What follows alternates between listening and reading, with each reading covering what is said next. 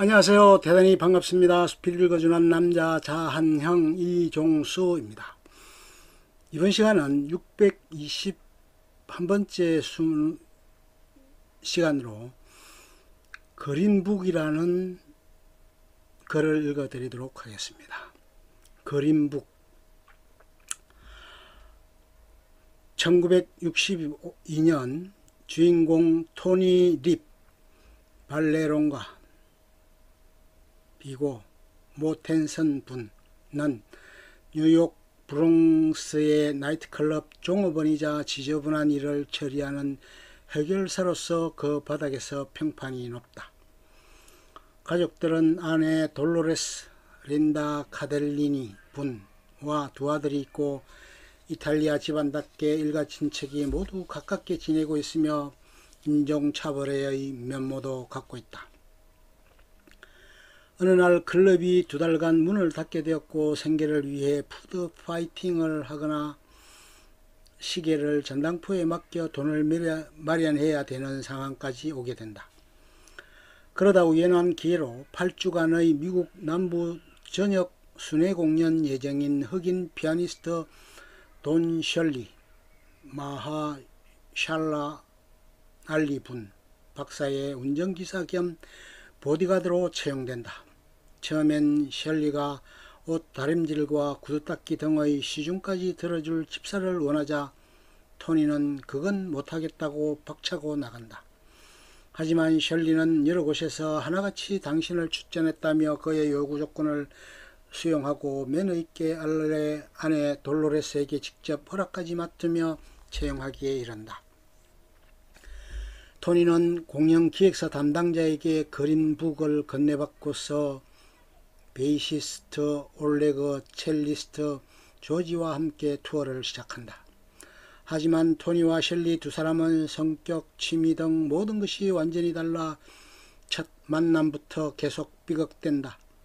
셜리는 행사에 함께 해야 할 토니의 불량한 태도와 말투 등을 고쳐주려 하지만 토니는 남들이 싫어하든 말든 뭔 상관으로 일관한다. 그래도 토니는 자기가 맡은 일에는 충실해서 스타인웨이 피아노로만 공연하는 셜리를 위해 공연장 담당자를 갈구어 낡아빠진 피아노를 기어이 바꿔주기도 한다. 하지만 이후 토니는 켄터키주를 지나다 진짜 켄터키 치킨을 발견하고는 한 번도 먹어본 적이 없다는 셜리를 설득해 진하님의 은총을 알려준다. 셜리는 처음엔 치킨을 먹길 꺼려하지만 한 번 맛보고는 토니가 하나 더 주자 군말 없이 받아든다. 반대로 셜리는 문법과 문맥이 엉망인 채로 돌로레스에게 편지를 쓰는 토니를 위해 셰익스피어 문장과 같은 유리한 미사여구를 쓰게 도와주고 이탈리아계 특유의 짧은 발음들을 교정해준다. 그렇게 시간이 지날수록 드론 스러의 성격 방식을 받아들이며 가까워진다. 그러나 남부지역에 만연한 인종차별은 순회 공연 내내 셜리를 괴롭히게 된다. 바에서 백인 양아치들에게 조리돌림을 당하거나 양장점에서 흑인은 정장을 사기 전에 입어보는 건 안 된다고 거절당하거나 떡하니 있는 저택 화장실 대신 야외에 있는 푸셋식 화장실을 쓰라는 말을 듣기도 한다. 이에 셜리는 미련 없이 가게를 나가거나 30분 거리의 숙소에 가서 용변을 보는 등 자신의 감정을 최대한 절제하면서도 칼같이 대응한다. 토니는 나한테 저랬다면 바로 머리통을 쏴버렸을 것이라며 그의 절제심에 감탄을 표하는데 같이 투어를 하던 올레그가 그냥 북부지역 투어만 했다면 지금보다 3배 많은 페이를 받을 수 있었지만 셜리는 차별의 벽을 깨고 싶은 마음으로 굳이 남부 투어를 선택한 것이라고 부언 설명해 준다. 어느 날은 셜리가 남자와 동침을 하려다 경찰에 근거가 되고 마는데 토니가 그들을 잘 구슬리는 획일사 기질을 발휘해 위기를 모면하게 된다. 다음날 토니는 호텔 로비에서 우연히 동양 친구들을 만나는데 그들은 이거를 관두고 우리랑 일을 하자고 제안한다.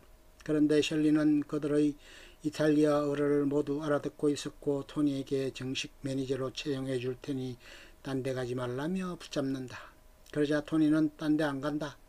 이거 계속할 거라는 말을 전하러 나가는 거였다고 대답하며 피식 웃는다. 그날 밤 두 사람은 술을 마시며 이야기를 나눈다.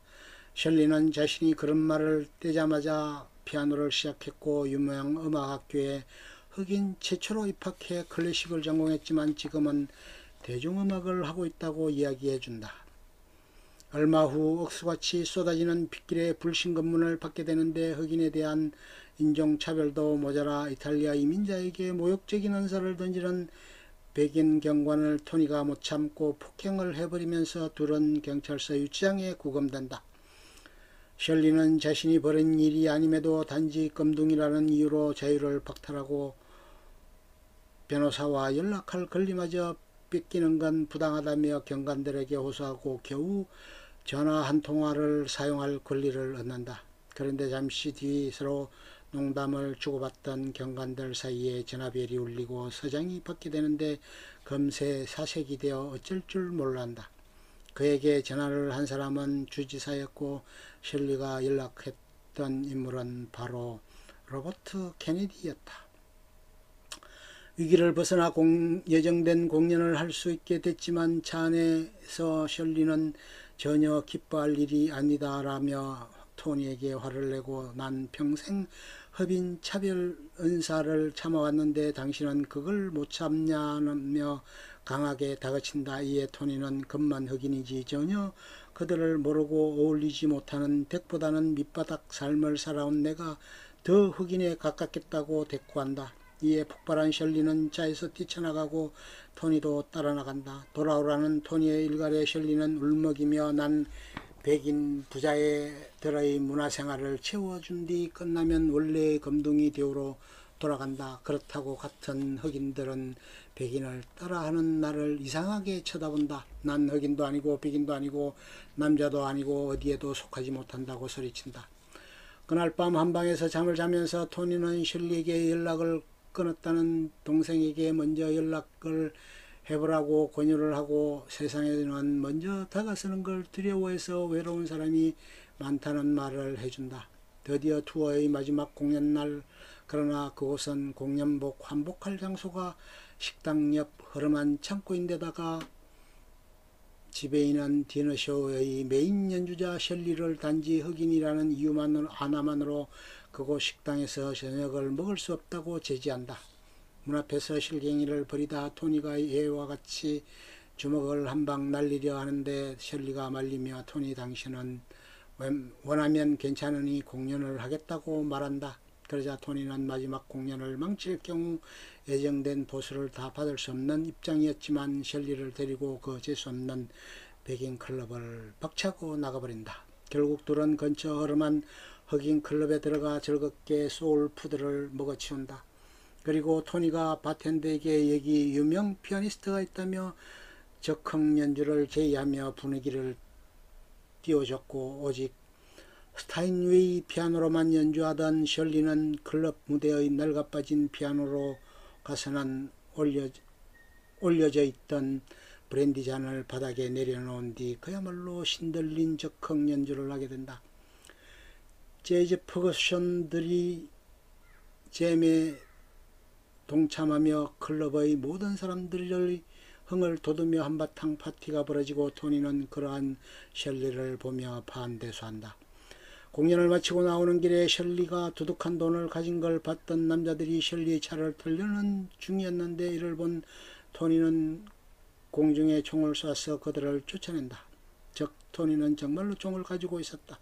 셜리는 당황하면서도 그럴 줄 알았다며 중얼거린다. 크리스마스 이브까지 뉴욕으로 돌아가기 위해 폭설이 내리는 악천후를 뚫고 열심히 차를 달리던 두 사람에게 또다시 경찰의 불신검문이 온다.